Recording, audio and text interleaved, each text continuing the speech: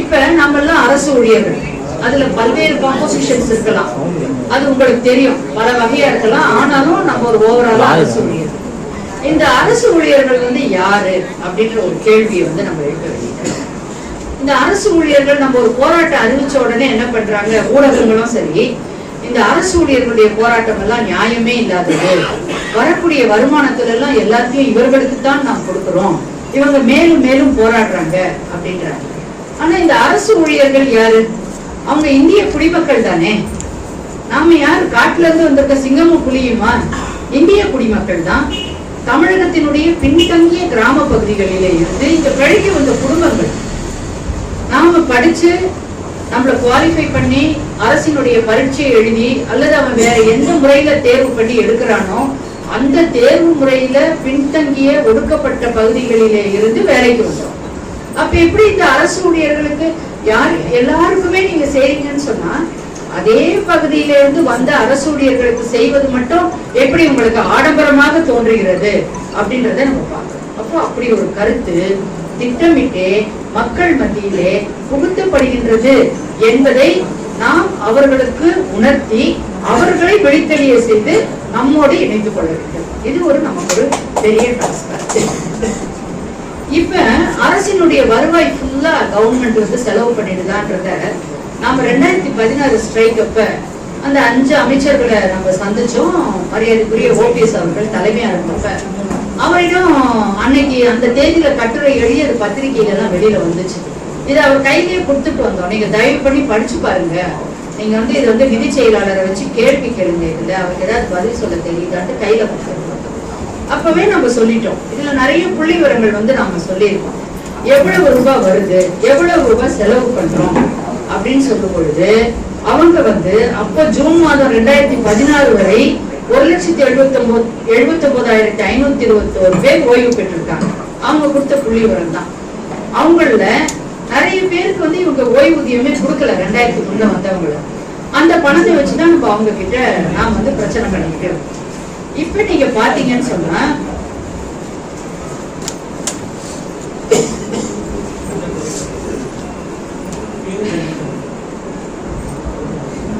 March 31, 2025 நிலவரப்படி இந்த EPS சொல்லக்கூடிய தொழிலாளர்கள் எல்லாம் சேர்த்து அவங்களுக்கெல்லாம் வாங்கக்கூடிய ஓய்வூதியம் எவ்வளவு தெரியுமா? மாசத்துக்கு 1500 ரூபாய் வாங்குறவங்க 50 லட்சம் பேர் இருக்காங்க. 49,15,000 பேர். 4000 வரைக்கும் வாங்குறவங்க 30,50,000 பேர் இருக்காங்க. 5000க்கும் குறைவா வாங்குறவங்க 1,25,000 பேர். அதாவது 5000க்கு மேல, அதாவது 5000ல இருந்து 6000க்கு மேல கொஞ்சம் பேர் வாங்குறாங்க. 6000க்கு மேல யாருமே ஓய்வூதியம் வாங்கல. இவங்கெல்லாம் யாருன்னா இப்ப நமக்கு CPS சொல்றாங்க இல்ல, அது மாதிரி அவங்களுக்கு EPS சொல்லி அவர்களிடம் இருந்து வசூலிக்கப்பட்ட பணத்தையும் அரசு போட்ட பங்கையும் எங்க போட்டாங்கன்னு தெரியாது, எங்கேயோ போட்டு இதுதான் பென்ஷன் சொல்லி கொடுத்தது என்னன்னா 1500ல இருந்து 6000 வரைக்கும் தான். ஏன் நம்ம அந்த CPS ஒற்றை கோரிக்கையை வச்சு உயிரை விட்டு போராடுறாங்க தெரியுமா? இந்த CPS தப்பி தவறி அவங்கதான் தரேன்னு சொல்றாங்களே அப்படின்னு நம்ம ஒத்துக்கிட்டோம்னா நமக்கு 1500ல இருந்து 6000 ரூபாய்க்கு மேல கிடைக்கவே கிடைக்காது. அப்ப இத ஊழியர்கள் மத்தியில சொல்லணும். பார், இப்படியே நீ கனெக்ட் ஆகாம வெளியில போராடும் பொழுது உள்ளேயே உட்கார்ந்துட்டு இருந்தா என்ன ஆகும்? CPS அமலாயிடும். நீதிமன்றம் கூட சொல்லிடும், சரிப்பா நீ அதை அமலாக்கி விட, நீ அவங்களுக்கு எதையாவது கூடனா என்ன செய்வாங்க? 6000 ரூபாய் கொடுக்குறோம். அதை எதிர்த்து கோர்ட்டுக்குலாம் போக முடியாது. நீ என்ன CPS அமலாக்கலன்னு சொன்ன, இந்த அமலாக்கிட்டாங்க, கொடுக்கறத வாங்கிட்டு போங்க. நம்ம இன்னைக்கு வந்து நான் ஒரு CTO கேடர்ல எனக்கு 52,000 ரூபாய் பென்ஷன். இன்னைக்கு ரிட்டையர் ஆகிற ஒரு CTOக்கு 6000 ரூபாய் கொடுத்தா எங்க இருக்கு? யோசிச்சு பாருங்க, எப்படி ஏத்துக்க முடியும்? அதை வச்சு என்ன செய்ய முடியும்? ஒண்ணுமே செய்ய முடியாது. அப்ப இதுதான் வந்து இந்த நிலைக்கு நம்மளை கொண்டு வர வேண்டும் என்று அவர்கள் நினைக்கிறார்கள். அதிலே நம்ம ரொம்ப கவனமாக இல்லை என்றால் நாம் ஏமாந்து விடுவோம் தோழர்கள். இப்ப அரசு ஊழியருக்கு ஊதிய உயர்வு கொடுக்கறதால எங்களுக்கு ரொம்ப இழப்பு ஏற்பட்டுருதுன்னு ஒவ்வொரு நிதிநிலை அறிக்கையிலையும் சொல்றாங்க. நாம என்ன கேட்கிறோம்? அது இல்லைன்றத சொல்றேன். ஏன் தெரியுமா சொல்றேன்? நான் ரிட்டையர் ஆகும் பொழுது 74,000 ரூபாய் சம்பளம் வாங்கினேன். எல்லாம் நெட்டா கையில வாங்க, எந்த பிடித்தமும் இல்லைன்னா 74,000. எப்ப 31/8/2017 ரிட்டையர் ஆகும்போது. இப்ப நான் அங்க இருந்து ரிட்டையர் ஆயிட்டேன். என்னோட இடத்துல நேரா சிடிஓவா யாரையாவது கொண்டாந்து உட்கார வச்சு 74,000 ரூபாய் சம்பளம் கொடுக்க போறாங்களா? கொஞ்சம் நல்லா புரிஞ்சுக்கங்க. நீங்க இதெல்லாம் தர்க்கம் பண்ணணும் மத்தவங்க மத்தியில. அதுக்குதான் நம்ம இந்த பயிற்சி வைக்கணும். நான் சிடிஓ ரிட்டையர் ஆன உடனே என்னோட இடத்துல என்ன பண்ணுவாங்க, தமிழ்ச்செல்வி டிசிடிஓவா இருக்காங்க, அவங்கள சிடிஓவா ப்ரமோட் பண்ணி உட்கார வைப்பாங்க. ஏற்கனவே அவங்க ஒரு சம்பளம் வாங்கிட்டு இருப்பாங்க. அவங்க ஒரு 66,000 ரூபாய் 65,000 ரூபாய் பேசிக் பே வாங்குறாங்கன்னா அதுல 3% அவங்களுக்கு இன்கிரிமெண்ட் கிடைக்கும். 60,000 வாங்குறாங்கன்னா 1,800 ரூபாய் ஊதிய உயர்வு அவங்களுக்கு கிடைக்கும். அப்ப சிடிஓ இடத்துல வந்து உட்கார்ற டிசிடிஓக்கு 1,800 ரூபாயும் அதுக்குரிய டிஏவும் சிசிஏ என்ன உண்டோ அது கிடைக்கும். அப்ப இப்படியே டிசிடிஓ இடத்துல ஒரு அசிஸ்டன்ட் வந்து உட்காருவார், அவருக்கு ஒரு 700-800 ரூபாய் கிடைக்கும். அசிஸ்டன்ட் இடத்துல ஒரு ஜூனியர் அசிஸ்டன்ட் வந்து உட்காருவார், அவருக்கு ஒரு 3 இன்கிரிமெண்ட்னா ஒரு 500 ரூபாய் 600 ரூபாய் கிடைக்கும். ஜூனியர் அசிஸ்டன்ட் இடத்துல ஒரு ஆர்சி வரலாம், வராமையே போகலாம், அல்லது அது காலி பண்ணிடமாவே கிடைக்கும். அப்போ உண்மையிலேயே அந்த ஜூனியர் அசிஸ்டன்ட் இடத்துல நீ டிஎன்பிஎஸ்சி மூலமாகவோ வேறு வகையிலேயே ஒரு ஆளை உட்கார வச்சா 22,000 ரூபாய் தான் சம்பளம் கொடுக்கும். கரெக்டா? அப்போ ஒரு 22,000 2,700 சேருங்க, 1,400 ஒரு 1,800 சேருங்க, எவ்வளவு வருது? மொத்தம் ஒரு 5,000 வச்சுக்கோங்க. அது ஒரு 22,000 5,000 சேர்ந்தா 74,000 சம்பளம் வாங்கின ஒருத்தர் வெளியேறிய இடத்துல நீ 25,000 ரூபாய் தான் செலவு பண்ணணும். புரியுதா உங்களுக்கு? அப்ப எனக்கு 74,000 கொடுத்ததுக்கு 25,000 ரூபாய்க்கு நீ ஒருத்தருக்கு வேலை கொடுத்த பெருமையும் உனக்கு கிடைக்கும், 3 பேருக்கு ப்ரமோஷன் கொடுத்த பெருமையும் கிடைக்கும், எனக்கு பென்ஷன் கொடுத்த பெருமையும் கிடைக்கும். அப்ப 25 நான் வாங்குற 52,000 ரூபாய் பென்ஷனும் சேர்த்தா எவ்வளவு? 78 ரூபாய், 78,000 ரூபாய். அப்ப உனக்கு உண்மையிலேயே பென்ஷன் கொடுக்கறது 4,000 ரூபாய் தான். இந்த கணக்கு உங்களுக்கு புரியுதா? உங்களுக்கு நீ ஒன்னும் கொடுத்துடல, நீ நான் சம்பளத்தை விட்டுட்டு போயிட்டேன், அந்த சம்பளத்துல ஒரு பகுதியை நீ எனக்கு பென்ஷனா கொடுக்குற, அதுல ப்ரமோட் ஆகி வந்து நீ ஒழுங்கா ஃபில்அப் பண்ணனா நீ ஒரு 5,000 ரூபாய் ஒரு 3 பேருக்கு 3 அடுக்கு முறையில ஊதிய உயர்வா கொடுக்க போற. அடிமட்டத்துல இருக்கிற வேலைக்கு ஒரு 20,000 ரூபாய் கொடுத்து வேலையை வைக்க போற. அப்ப 25,000 ரூபாய் உனக்கு செலவாகும், 50,000 ரூபாய் எனக்கு கொடுக்க போற.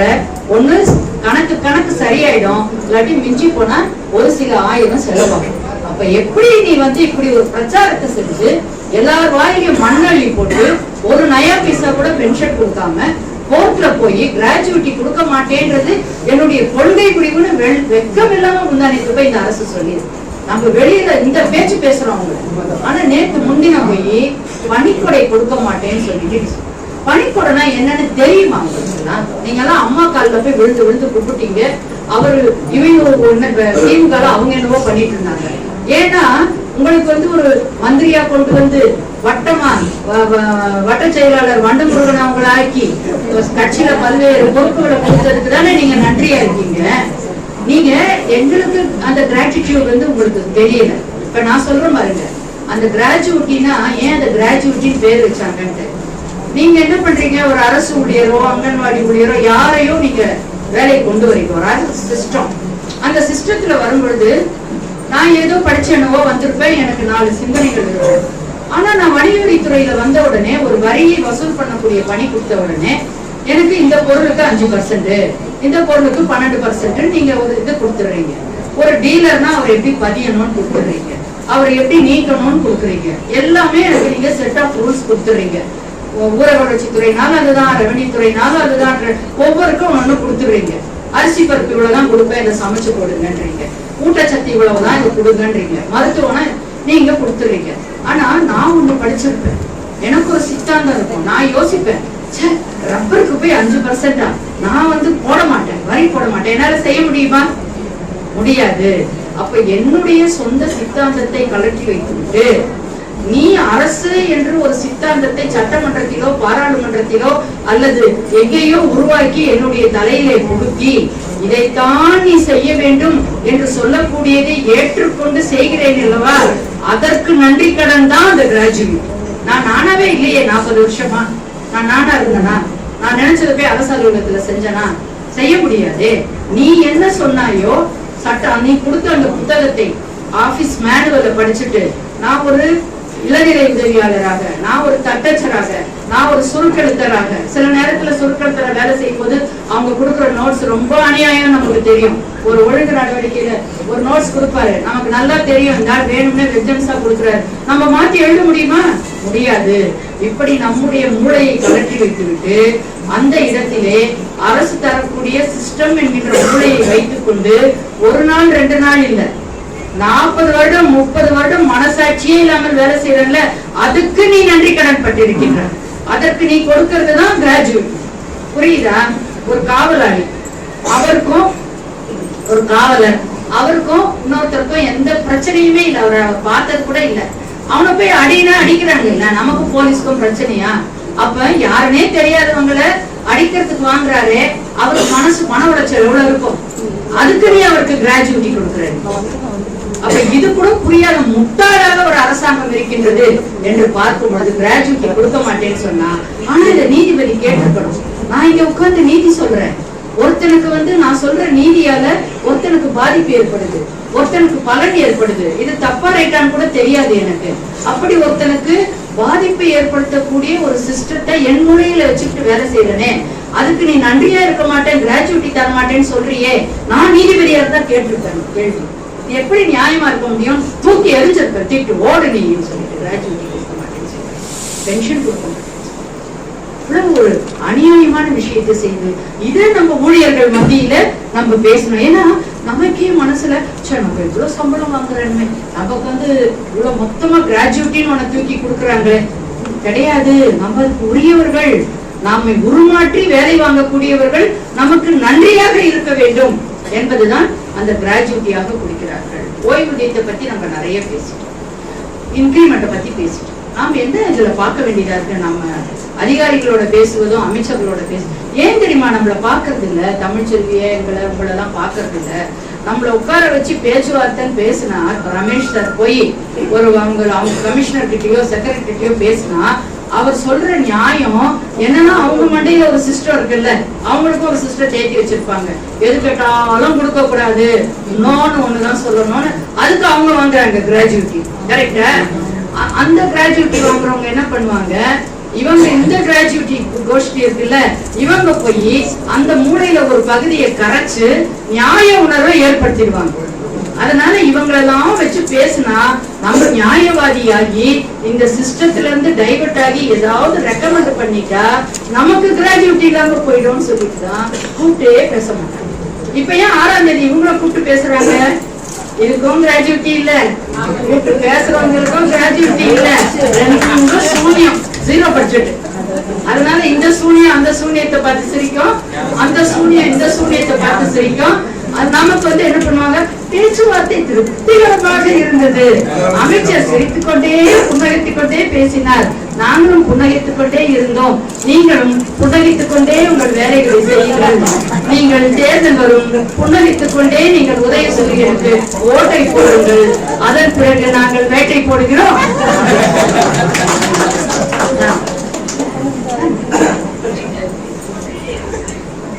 இப்ப அப்ப நமக்கு சம்பளம் கொடுக்கறதால இல்லப்பா இல்ல, அதுக்கும் நான் சொல்லிடுறேன். இப்ப உழைப்பை நம்முடைய மூலதனத்தோட ஃபேக்டர்ஸ் ஆஃப் ப்ரொடக்ஷன் சொல்லுவாங்க, உற்பத்தி காரணிகள்னு சொல்லுவாங்க. அதுக்கு நிலத்தை எடுத்துக்கிறோம், நீரை எடுத்துக்கிறோம், முதலீடு போடுறதை எடுத்துக்கிறோம், ரா மெட்டீரியல்ஸ் எடுத்துக்கிறோம். ஆனா இதெல்லாம் ஒருங்கிணைக்கக்கூடிய உழைப்பை எடுத்துக்கிறது கிடையாது. உழைப்பை எடுத்துக்க மாட்டேன்னு சொல்லுவாங்க. அதுக்கு என்ன சொல்றாங்க, உழைப்புக்கு நாங்க தான் சம்பளம் கொடுக்குறோமே, கூலி கொடுக்குறோமேன்னு சொல்றாங்க.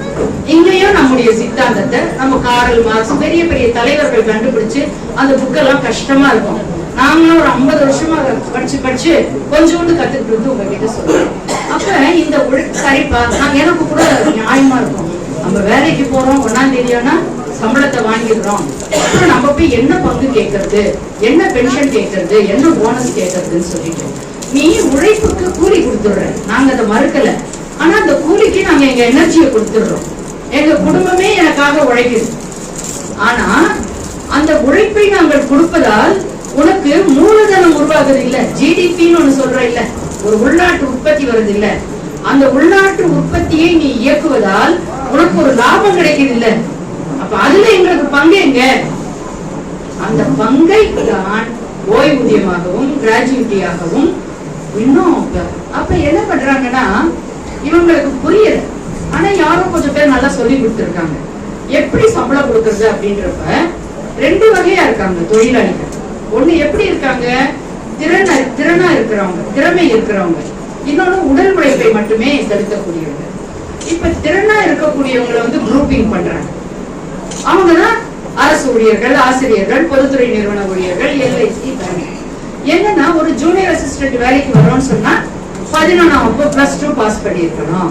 அப்ப பிளஸ் 2 பாஸ் பண்ணவங்களெல்லாம் ஒரு இடத்துல பண்டில் பண்ணி அவங்களுக்கு ஒரு பரீட்சை வச்சு அதுல தேர்ந்தவங்களை கொண்டு வராங்க. அப்ப திறமை ஒன்றுதானே.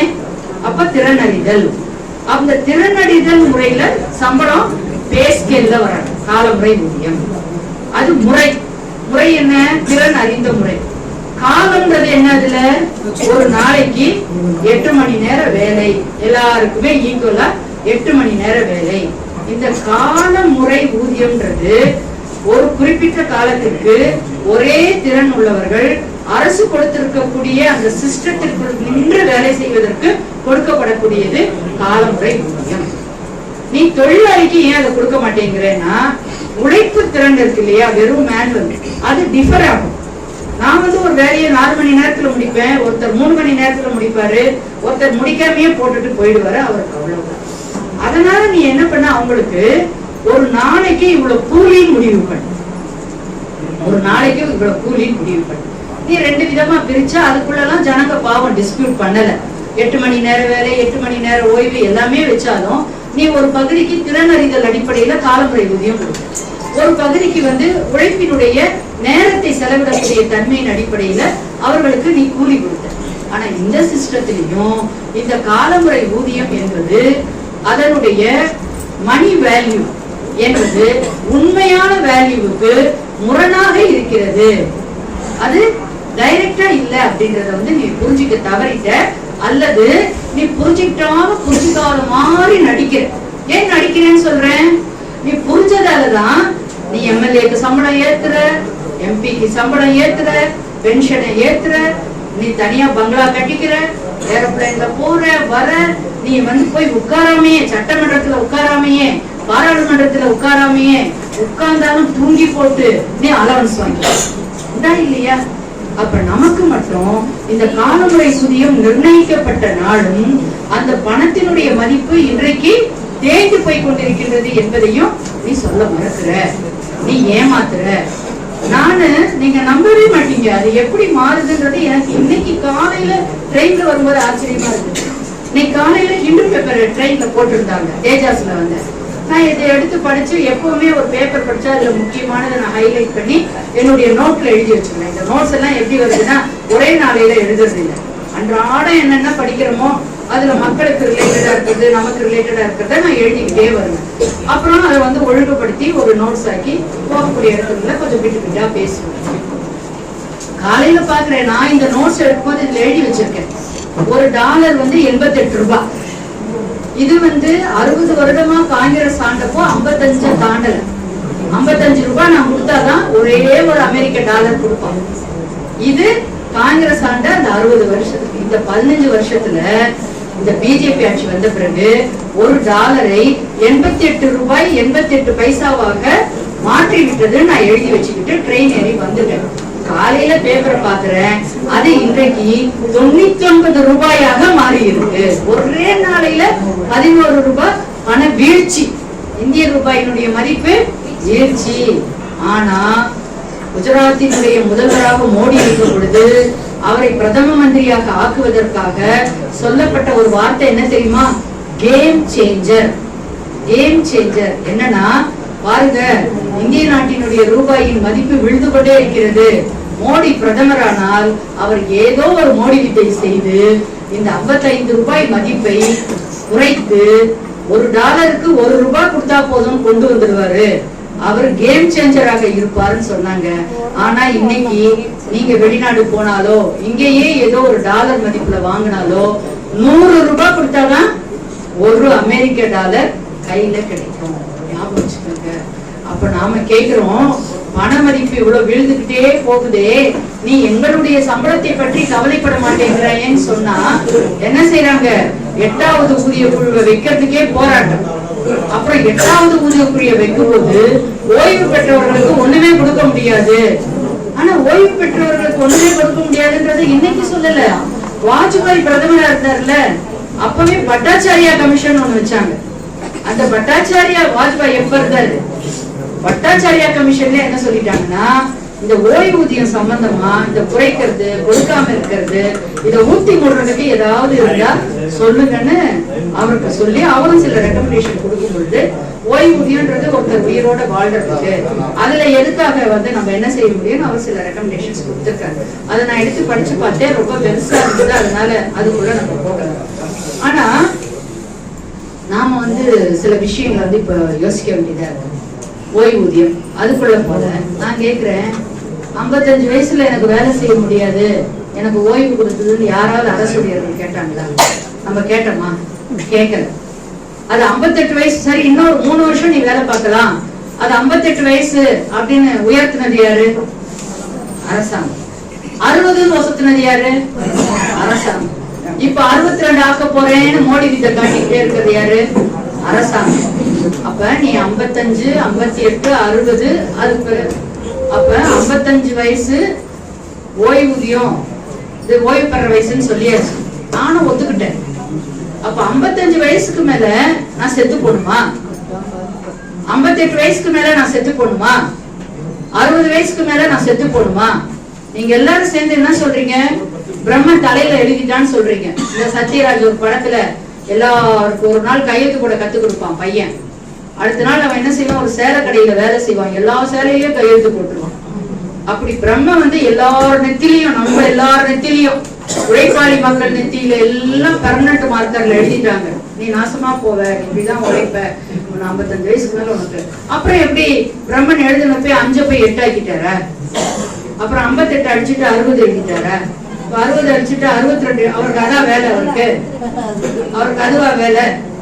அவர் நம்ம எங்க உருவாக்கி எங்க உட்கார வச்சோமோ அவர் பாட்டுக்கு உட்கார்ந்துட்டு இருக்கிறாரு. நம்ம தான் போய் பார்த்துட்டு வரோம், அவர் நம்மளை தேடி அவர் வரல. நம்ம தான் இங்க மெனக்கட்டு அங்க போனா பிரம்மனை பார்க்கலாம், இங்க போனா இங்க சுத்திட்டு வந்தா எல்லாம் நம்ம தான் இதை பூரா வச்சுக்கணும். சொன்னா அதுக்குள்ள போகல.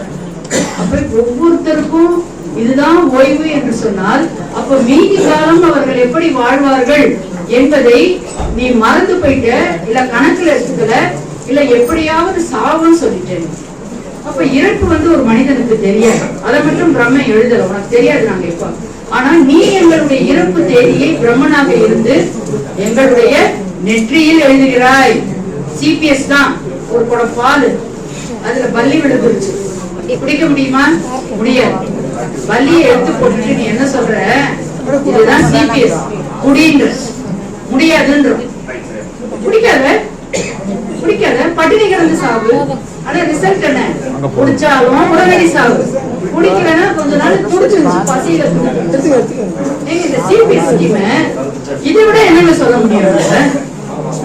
இது உனக்கு சாவு மரண தேதி, retirement date is not the date of retirement, it is the date of death. It is the date of death. இல்ல டிவி என்ன குடிச்சிட்டோம் சொல்லுங்க தோழர்களே, தோழியர்களே, இது அநியாயம் தானே? இது இதை எப்படி ஏத்துக்க முடியும்? நம்முடைய இறப்பு நாள் தெரியாதுன்னு சொல்லக்கூடிய ஒரு சமூகத்துல நீ எப்படி date of retirement, date of டெத்தா குறிப்பிட்டு 22 வருடமா ஓய்வு பெற்றவர்களுக்கு ஒரு நயா பைசா கூட கொடுக்காத கல்லெஞ்ச கழகங்கள். நீங்க திமுக அண்ணா திமுக உங்களுக்கு ஒரே பேரு தான். கல்லெஞ்ச கழகங்களாக எங்க கிட்ட வேலையை வாங்கிக்கிட்டு உன் சிஸ்டத்தை அமல்படுத்தி நான் கல்லெஞ்சக்காரனா என்னுடைய டியூட்டி பண்ணிட நான் வேலையை பார்த்துட்டு இன்னைக்கு எங்கேயும் போய் ஒரு அரசு ஊழியர்னு சொன்னாலே நீ போலீஸ்காரன் தானே, நீ வாழைப்பழம் வச்சிருந்த வண்டியை தள்ளி விட்டவன் தானே, நீ வணிகவரி அலுவலர் தானே, என் கடையை ரெய்டு பண்ணி வச்சிருந்ததெல்லாம் கொண்டு போய் ஏத விட்டவ தானே என்று மக்கள் மத்தியிலே ஒரு அரசு ஊழியர்னாலே தீங்கு பண்றவன். நீ தீங்கு பண்றதுக்கு உன் கொள்கை, நீ சட்டம், ஆனா நீ அமல்படுத்தல. அரசு ஊழியர்களாகிய நாங்க போய் அமல்படுத்தணும். நீ வாங்க வேண்டிய கெட்ட பேரை நாங்க வாங்கிக்கிட்டோம். ஆனா உனக்கு பென்ஷன் உண்டு, உனக்கு எல்லா வசதியும் உண்டு, எங்களுக்கு இல்லை என்று சொன்னால் நாங்க பிச்சையா வாங்குவோம்? யோசிச்சு பாருங்க, எவ்வளவு பெரிய ஒரு சமூக ஊரை, சமூக தீங்கை இந்த அரசுகள், மத்திய அரசு, மாநில அரசு, இவர்களோடு இருக்கக்கூடிய அறிவுஜீவிகள் உழைக்கும் வர்க்கத்திற்கு, அரசு ஊழியர்களுக்கு இந்த உழைக்கும் வர்க்கத்திற்கு உருவாக்கி இருக்கின்றார்கள் என்பதை நாம் பார்க்க வேண்டியுள்ளது. சரி, நான் திருடிதான், நான் ஜவுளி கடைக்கு போனேன்னு வச்சுக்கோங்களேன்.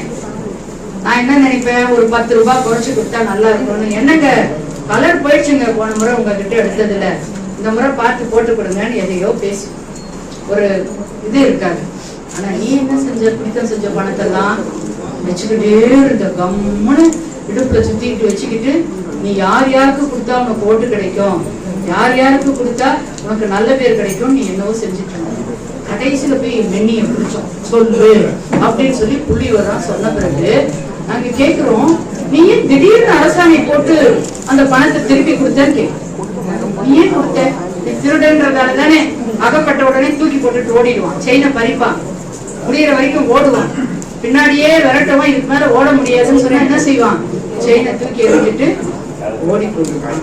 அப்படி நீ எங்க கழுத்துல இருந்த சங்கிலியை பிடிங்கி எடுத்து இன்னைக்கு நீ அதை திருப்பி கொடுக்கும் போது, நான் இதுக்கு மேல ஒண்ணும் கேட்க மாட்டேன் அப்படின்னு எழுதி கொடுத்து வாங்குவது என்பதை நாம, அதே மாதிரி சாலை பணியாளர், மக்கள் நல பணியாளர், எங்க சுப்ரீம் கோர்ட்டுக்கு போய் ஆர்டர் வாங்கிட்டு வந்திருக்காங்க, அப்பீல்ல ஜெயிச்சிருக்காங்க சாலை பணியாளர்.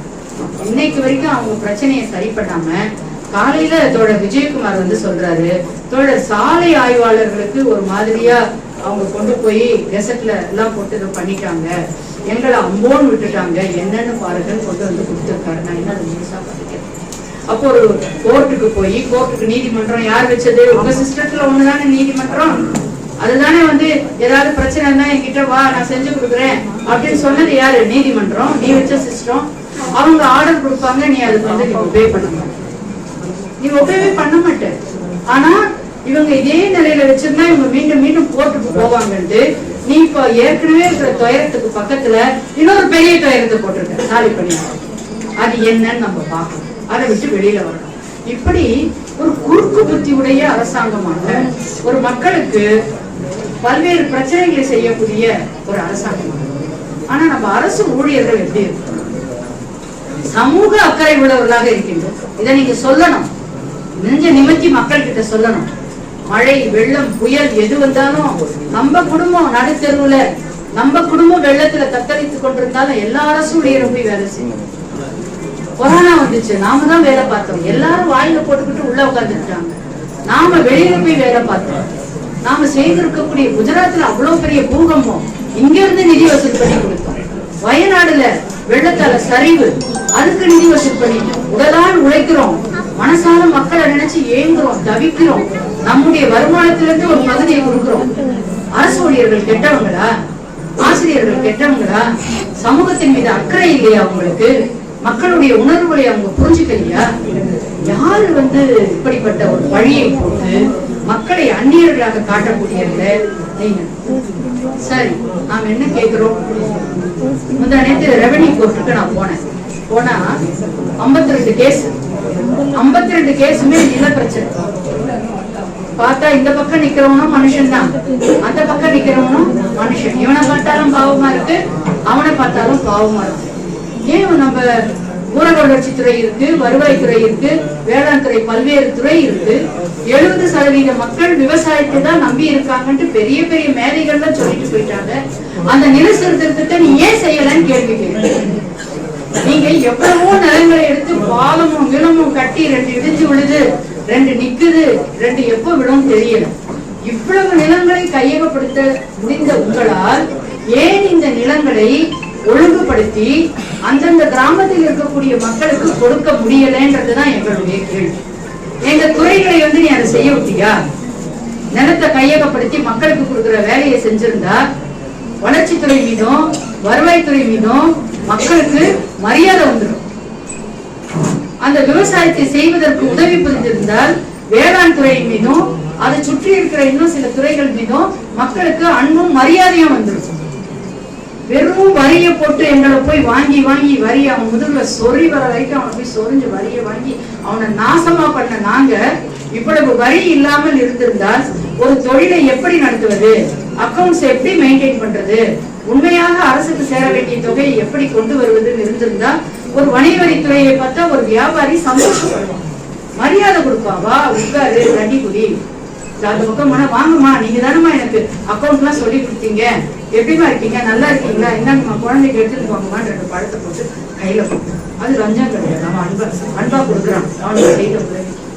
ஆனா எந்த துறையையும் அது எதற்காக அது உருவாக்கப்பட்டதோ அதற்காக நீ பயன்படுத்தாமல் மக்களையும் ஒரு கேவலமானவர்களாக நீ மனதில் நினைத்துக் கொண்டு அவர்களுக்கு உழைக்கக்கூடியவர்களையும் கேவலமாக சித்தரிக்கக்கூடிய ஒரு கேவலமான பணியை செய்யக்கூடிய அரசாக நீங்கள் இருக்கிறீர்கள் என்று நாம் குற்றம் சுமத்துகிறோம். இதை மக்களிடம் சொல்லி உங்களை கேவலப்படுத்துது அரசாங்கம், உங்களை கேவலமாக நடத்த சொல்லி எங்களையும் கேவலப்படுத்துது. 4 நாள் முந்தி பார்த்தா கொஞ்சம் பேர் வந்து கதவை தட்டுறாங்க, பஸ்ஸர் அடிக்கிறாங்க. என்னன்னு பார்த்தா கையில தோரம் பருப்பு அது இது வச்சுக்கிட்டு ரேஷன் கார்டுக்கு 70 வயதுக்கு மேல இருக்கிறவங்களுக்கு எல்லாம் கொடுக்க சொல்லியிருக்காங்க, அதை நாங்க எடுத்துட்டு வந்திருக்கோம்னா எங்க வீட்லயே அவருக்கு 70 வயசு நான் சொன்னாலே கோபம் வரும். எனக்கு 70ன்னு சொல்லிக்கலாம், அவருக்கு 67ன்னு சொல்லிக்கலாம். என்ன நான் மிஞ்சி போனா 60 வயசு இப்பதான் ஆகுது, ஏன் தசு முசுன்றீங்க போய் எந்திரிச்சு போய் அதை செய்யுங்கன்னு சொல்லி அவர்கிட்ட வந்து 70 வயதுக்கு மேல இருக்கிற முதியவர்களோட ஒரு வார்த்தை சொல்லுங்க. எப்படி நான் பின்னாடி பயந்து நடுங்கிட்டேன், ஓடிட்டு சார் சார் என்னங்க சார் இவரு அதெல்லாம் இல்ல நான் வந்து வாங்கி எடுத்துட்டு உங்களை நாங்க கேட்டோமா தெரியுதா, மக்கள் கேட்டார்களா இதையெல்லாம், இலவசமா பஸ் கூட கேட்டாங்களா, 1000 ரூபாய் கூட கேட்டாங்களா, செருப்பு கூட கேட்டாங்களா, பல்படி ஏதாவது கேட்டாங்களா, டிவி கூட கேட்டாங்களா, நீயா நான் மிக்சி கொடுக்குறேன், கிரைண்டர் கொடுக்குறேன், டிவி கொடுக்குறேன், லேப்டாப் கொடுக்குறேன், சைக்கிள் கொடுக்குறேன்னு எந்த விதமான மறு உற்பத்தியும் இல்லாத செலவுகளை எல்லாம் செய்து விட்டு கடைசியில் எல்லாத்தையும் கொண்டாந்து எங்க தலையில வைக்கிறே, நீ உருப்படுவியா? கேளுங்க கேளுங்க, நீயும் உருப்படல, கல்யாணம் பண்ணணும்னு தெரியுது இல்ல.